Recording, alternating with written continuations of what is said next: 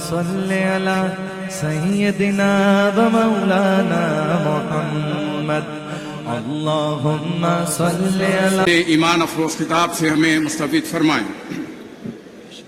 بسم اللہ الرحمن الرحیم الحمد للہ رب العالمین والصلاة والسلام على سید الانبیاء والمرسلین وعلى آلہ الطیبین واصحابہ الاکرمین اجمعین اما بعد۔ بزرگان ملت، برادران عزیز، بزرگوں نے کہا کہ حضور پاک علیہ الصلاۃ والسلام کو سب سے زیادہ کیا چیز پسند تھی؟ تو کہا کہ حضور پاک علیہ الصلاۃ والسلام کو سب سے زیادہ خدا کا ذکر پسند تھا۔ پھر اس کے بعد کہا کہ اللہ سبحانہ و تعالیٰ کو کیا چیز زیادہ پسند ہے؟ تو کہا کہ اللہ کو اپنے حبیب پاک علیہ الصلاۃ والسلام کا ذکر سب سے زیادہ پسند ہے۔ اللہ کو آپ کا ذکر اور آپ کو اللہ کا ذکر سب سے زیادہ پسند ہے۔ اسی وجہ سے میرے بزرگوں اور دوستوں، انبیاء سابقین سے ہم سنتے اور دیکھتے آئے پڑھتے آ رہے ہیں، کوئی نبی ایسے نہیں گزرے جنہوں نے میرے حضور پاک علیہ الصلاۃ والسلام کا ذکر نہ کیا۔ ذکر خالی ذکر ہی نہیں بلکہ عظمت کے ساتھ، کمال کے ساتھ، فضائل کے ساتھ ذکر کیا۔ اسی طرح صحابہ کی سنت کو جب دیکھتے ہیں تو صحابہ کی ایک جماعت بیٹھی ہوئی ہے۔ کوئی کہہ رہے ہیں کہ حضرت آدم صفی اللہ ہے، کوئی کہہ رہے ہیں کہ حضرت نوح نجی اللہ، کوئی کہہ رہے ہیں کہ حضرت ابراہیم خلیل اللہ، کوئی کہہ رہے ہیں کہ حضرت موسیٰ کلیم اللہ ہے، کوئی کہہ رہے ہیں کہ حضرت عیسیٰ روح اللہ۔ اس جماعت کے پاس سے حضور پاک علیہ الصلاۃ والسلام کا گزر ہوا۔ آپ نے صحابہ کی ان باتوں کو سماعت فرمانے کے بعد ارشاد فرمایا، ہاں سنو، آدم ویسے ہی ہیں جیسے تم نے کہا، نوح ویسے ہی ہیں جیسے تم نے کہا، ابراہیم ویسے ہی ہیں جیسے تم نے کہا، موسیٰ ویسے ہی ہیں جیسے تم نے کہا، عیسیٰ ویسے ہی ہیں جیسے تم نے کہا، لیکن سنو کہ میں حبیب اللہ۔ حبیب کا مطلب کیا ہے؟ حبیب کا مطلب یہ ہے کہ وہ ذات اقدس جو خدا کے پاس سب سے زیادہ محبوب ہے، وہ حبیب ہے۔ پھر علماء نے حضرت ابراہیم کو خلیل اللہ کہا تو حضور پاک علیہ الصلاۃ والسلام کو حبیب اللہ کہا، تو ان دونوں کا فرق بتایا کہ خلیل اور حبیب کا فرق کیا ہے۔ خلیل وہ ہے جو خدا کی رضا چاہے، اور حبیب وہ ہے کہ جس کی رضا خدا چاہے، وہ حبیب ہے۔ اللہ جو ہے کسی کا محتاج نہیں ہے، بالکل برحق ہے، لیکن اللہ کسی کی رضا چاہیے، اس کا اختیار ہے، اس کو اختیار ہے، اس کو کوئی روک نہیں سکتا۔ اس لیے بزرگوں نے مختصر تعریف یہ بیان کی کہ بعد از خدا بزرگ تو یہ قصہ مختصر، کہ سارے فضائل، سارے کمالات کو اگر بیان کیا جائے تو اس کا 1% کا لاکھوں میں سے 1% بھی ادا نہ ہو سکے۔ کہ خدا کی ذات کے بعد آپ ہی کی ذات سب سے اعلیٰ۔ اس لیے قصیدہ برہ والے حضرت بوصیری رحمۃ اللہ علیہ فرماتے ہیں، دامت دعتہ النصارى، کہ نصارہ نے، عیسائیوں نے اپنے نبی کے بارے میں غلو کرتے ہوئے، اپنے نبی کی محبت میں بھٹکتے ہوئے خدا کہہ دیا تم اس سے بچو، بس اس کے سوا جو فضیلت چاہتے ہیں اپنے حبیب کے ساتھ وابستہ کرو، وہ برحق ہے۔ کوئی فضیلت آپ سے چھوٹی نہیں، کوئی کمال آپ سے چھوٹا نہیں، کوئی عظمت آپ سے چھوٹی نہیں، کوئی خوبی آپ سے چھوٹی نہیں، وہ بالکل برحق ہے۔ اور یاد رکھو، اپنی تعریف آپ کرنا صرف خدا کو حق ہے، مخلوق کو حق نہیں ہے کہ اپنی تعریف آپ کریں، بلکہ حضور پاک علیہ الصلوۃ والسلام کا ارشاد ہے، اگر تم کسی کے سامنے تعریف کر رہے ہیں تو گویا تم اس کو ہلاک کر رہے، لیکن پھر ارشاد ہے کہ اگر مخلوق میں کسی کو اپنی تعریف کا حق ہے تو وہ حضور پاک علیہ الصلوۃ والسلام کی ذات اقدس ہے، آپ کے سوا کسی اور کو حق نہیں۔ چنانچہ آپ دیکھتے ہیں کہ مسجد نبوی میں منبر شریف اور تخت بچھایا جاتا اور حضرت حسان سے کہا جاتا کہ تم نعت کہتے جاؤ، جبریل امین تمہاری مدد کریں گے۔ حضور علیہ الصلوۃ والسلام خود تشریف فرما ہے، صحابہ موجود ہیں، کہ یہ منظر کسی اور نبی کے پاس نظر نہیں آئے گا، کسی کو اس کا حق نہیں دیا گیا، صرف اللہ کے حبیب پاک علیہ الصلوۃ والسلام کے سوا کسی کو اس کا حق اور اختیار نہیں۔ اسی طرح میرے بزرگوں اور دوستوں،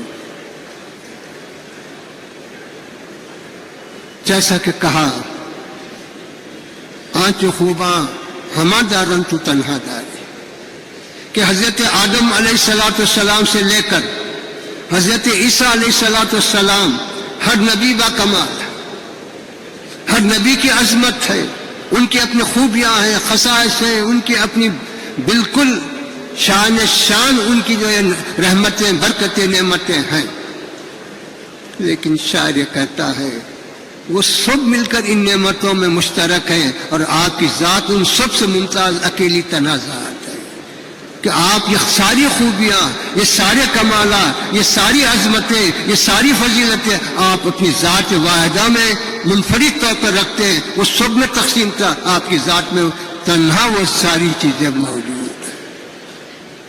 اسی وجہ سے واقعہ میں، روایتوں میں آتا ہے کہ ایک مرتبہ حضرت عمر رضی اللہ تعالی عنہ توریت کی تلاوت کر رہے، حضور پاک علیہ الصلوۃ والسلام کے سامنے۔ حضور پاک علیہ الصلوۃ والسلام کا چہرہ متغیر ہو رہا، وہ نہیں دیکھ رہے، نیچے دیکھ کے پڑھتے جا رہے۔ حضرت ابوبکر دوسرے صحابہ نے ٹوکا، اے عمر کیا نہیں دیکھتے کہ حضور پاک علیہ الصلوۃ والسلام کا چہرہ متغیر ہو رہا؟ تو حضرت عمر نے کہا میں توریت خدا کا کلام پڑھ رہا ہوں۔ حضور پاک علیہ الصلوۃ والسلام نے فرمایا کہ سنو، توریت خدا کا کلام ہے، برحق ہے، موسیٰ علیہ السلام پر نازل ہوا، برحق ہے، لیکن تم توریت سے ہدایت نہیں پا سکتے، تم کسی اور کتاب سے ہدایت نہیں پا سکتے۔ میری موجودگی میں کسی کا کوئی شریعت کا داخل نہیں ہو سکتا، میری موجودگی میں کسی اور کی رسالت نہیں چل سکتی، میری موجودگی میں کسی اور نبی کی نبوت نہیں چل سکتی، میری موجودگی میں میری شریعت کے سوا کسی اور کی شریعت نہیں چل سکتی۔ اگر آج موسیٰ بھی زندہ ہوتے تو ان کو میری اتباع کے سوا کوئی چارہ کار نہ تھا۔ تو یہ عظمت کا بحث ہے۔ تو میرے بزرگوں اور دوستوں، آج ہم اپنی کامیابی کسی اور جگہ تلاش کر رہے ہیں، ہم اپنے دین کو چھوڑ کر، اپنے حضور پاک علیہ الصلوۃ والسلام کی سیرت کو چھوڑ کر، آپ کی لائی ہوئی کتاب کو چھوڑ کر کسی اور جگہ ہدایت تلاش کر رہے ہیں، کسی اور جگہ سکون تلاش کر رہے ہیں، لیکن سکون ملنے والا نہیں۔ آج حضور پاک علیہ الصلوۃ والسلام نے جتنی پیشن گوئیاں قیامت کے بارے میں فرمائی، کیا کوئی اس میں سے جو ظاہر ہو چکی ہیں کیا کوئی انکار کر سکتا ہے؟ آج سے 1400 سال پہلے آپ نے پیشن گوئی فرمائی کہ قیامت کے قریب اسرائیل کی حکومت قائم ہوگی۔ قائم ہوئی یا نہیں؟ مانتے یا نہیں مانتے؟ آپ نے پیشین گوئی فرمائی کہ قیامت کے قریب حرمین شریفین ہرے بھرے ہو جائیں. کیا آج نہیں دیکھ رہے ہیں کہ ہرے بھرے نہیں؟ کیا آپ نے یہ نہیں فرمایا کہ قیامت کے قریب وہ لوگ جو بغیر چپل کے پھرتے تھے، جن کی دنیا میں کوئی اہمیت نہ تھی، لیکن قیامت کے قریب بڑی بڑی بنیادی عمارتیں بنائیں، اونچے اونچے بنگلے بنائیں، کیا کوئی اس کا انکار کر سکتا؟ کیا اس کے کوئی انحراف کر سکتا ہے؟ چیلنج ہے ساری دنیا کو کہ حضور پاک علیہ الصلوۃ والسلام کے جتنے بھی ارشادات ہیں اس میں سے کسی ایک کو تم غلط ثابت کر کے بتاؤ. پورے نہیں، پورا قرآن نہیں، پورے احادیث نہیں، کسی ایک کو، صرف ایک ہی قرآن تو چیلنج کر رہا ہے. لیکن ایمان کس کو کہتے ہیں؟ ایمان یہودیوں کی طرح نہیں، ایمان عیسائیوں کی طرح نہیں. پھر ایمان کیا ہے؟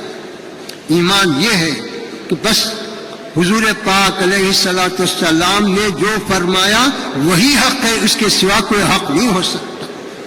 اس کو جاننا اور ماننا یہ ایمان.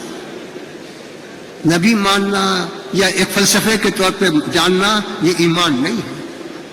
چنانچہ یہودی آپ کو نبی جانتے تھے، کیونکہ ان کی کتابوں میں جو علامتیں تھیں وہ سب جانتے تھے کہ آپ نبی برحق ہیں، نبی آخر زمان. اسی وجہ سے آ کے آپ کے سامنے بیٹھ کے عمدن چیختے تاکہ چیخنے والا الحمدللہ کہے تو اس کے جواب میں سننے والا یرحمک اللہ کہے.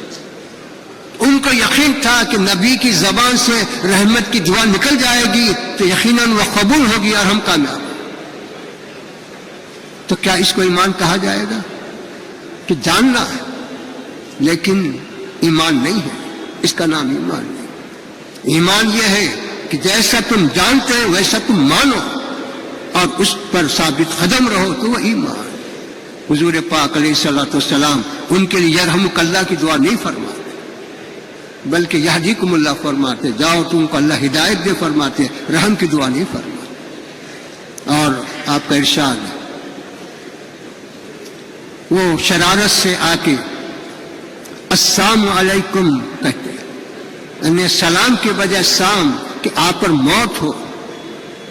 حضرت عائشہ رضی اللہ تعالی عنہا سنتی ہیں، سن کے کہتی ہیں وعلیکم السلام والموت واللعنہ، اے بدبختو تم پر موت ہو، تم پر لعنت ہو. حضور پاک علیہ الصلوۃ والسلام مسکرا کے فرماتے ہیں اے عائشہ نرمی اختیار کرو، سختی سے ہم کو کیا تعلق؟ اللہ ہر چیز میں نرمی کو پسند فرماتا. تم نہ تو حضرت عائشہ کہتے ہیں کیا آپ نے نہیں سنا کہ وہ کیا بدبخت کیا کہہ رہے تھے؟